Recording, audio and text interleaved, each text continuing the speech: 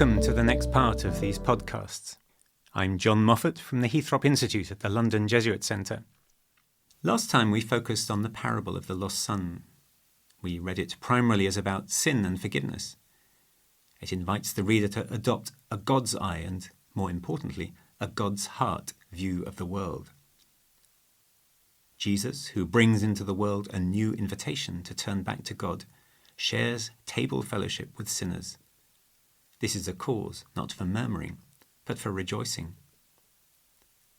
So the parable can be read as a lesson for all those of Jesus' time who complained that Jesus eats with sinners. But it can also be read at another level, as a lesson for all those faithful followers of the Torah generations later who will be disturbed that non-Jews, people who have been living in a far country, are now invited to share in the Christian Eucharist and are welcomed into the house of the Father. The idea that the salvation of God extended to foreigners without the discipline of the Torah perhaps seemed disturbing to many Jews in the cosmopolitan world of the Roman Empire. There was, after all, a social cost to maintaining religious identity outside Judea, especially after the Jewish revolt. For those who had made the effort, it was difficult to say none of that mattered. However, the creation story in Genesis presents God as God of all humankind. And among the prophecies of Isaiah, we find an image of people of all nations streaming to the holy mountain of God. All the Gospels include stories of non-Jews attracted by the person of Jesus, who brings them a healing and forgiveness as well. They respond to him intuitively as an emissary of the God of the universe. Nevertheless, this runs up against a deeply rooted religious paradigm that divides the world into sinners and righteous, clean and unclean, religious insiders and religious outsiders. Luke challenges that paradigm most forcefully in a sharp encounter between Jesus and a lawyer. It turns a similar, more ironic scene from Mark on its head. The lawyer asks Jesus what he must do to receive eternal life. Jesus throws the question back at him. The lawyer quotes the Shema from Deuteronomy. You must love the Lord your God with all your heart, and so on.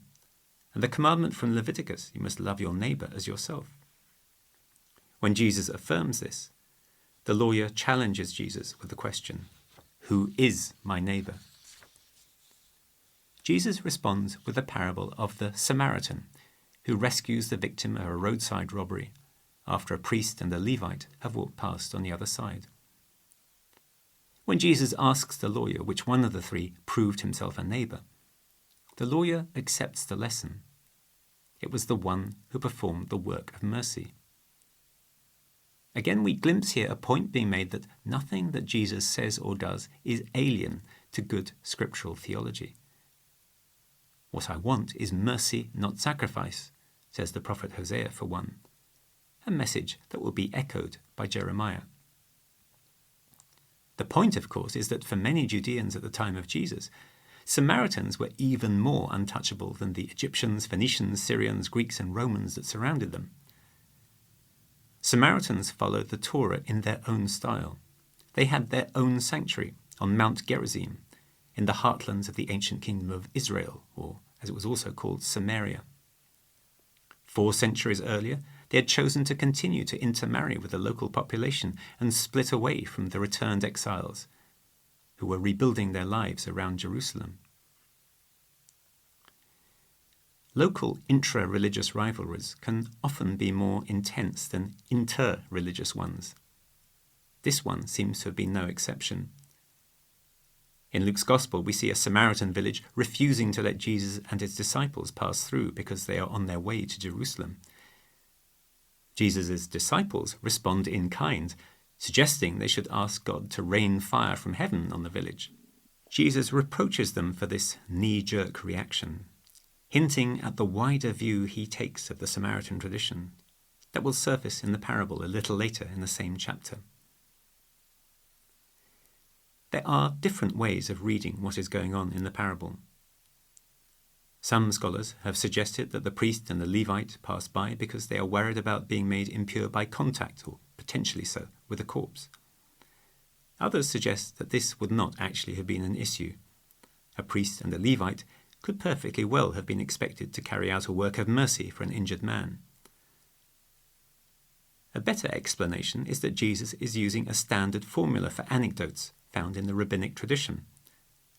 This would be a little like Catholic religious jokes that begin with a permutation of a Dominican, a Franciscan, and a Jesuit. The expected rabbinic formula would run a priest, a Levite, and an Israelite.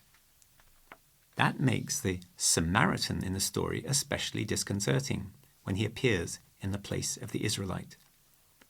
The point, though, is a powerful one, that being a true Israelite, a descendant of Abraham, is about fulfilling the spirit of the law, responding to its deeper meaning.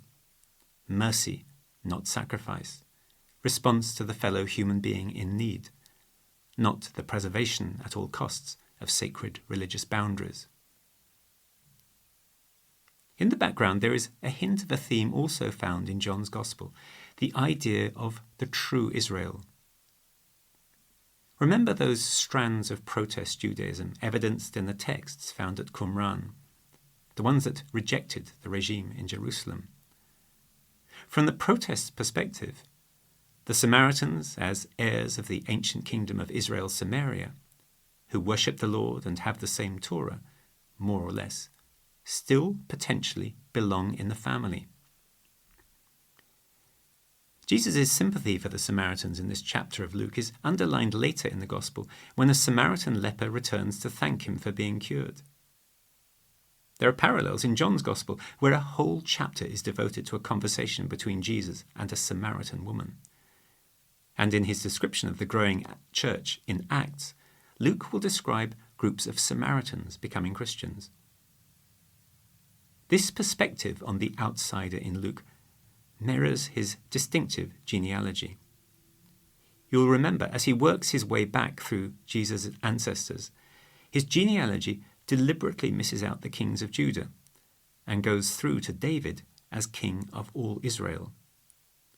This has a powerful symbolic value because David was king of the united kingdom of the whole people of God from before the great split between the southern kingdom of Judah and the northern kingdom of Samaria.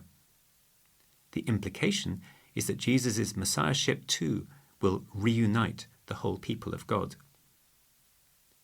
But then from David, the genealogy goes all the way up through Abraham to Adam, the first human, the Son of God. The reunification goes deeper. Jesus will bring back together everything that has been separated.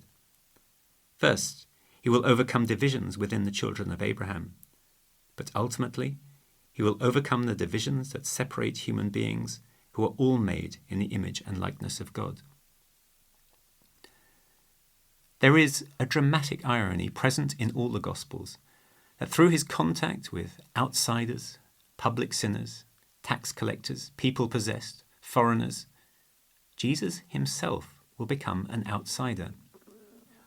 All Gospels report the slur that he is an agent of Beelzebul. Matthew and Luke quote Jesus from the common source, reporting that people call him a friend of tax collectors and sinners.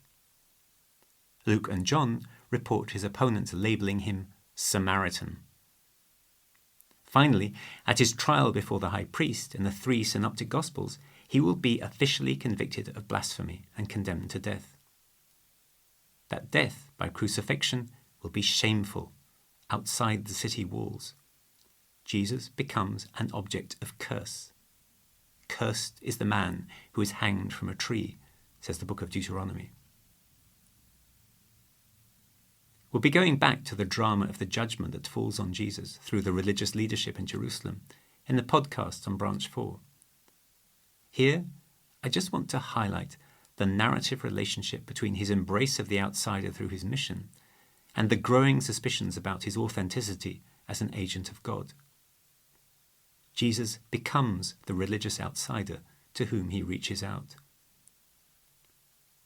All this gives important context to material in the Gospels that has often been read out of context over the centuries, with disastrous consequences. This material includes the theme of the judgment of God, which is embedded in Jesus' prophecy over Jerusalem and the destruction of the temple. This is what we will explore in the next podcast. Thank you for listening, and see you next episode.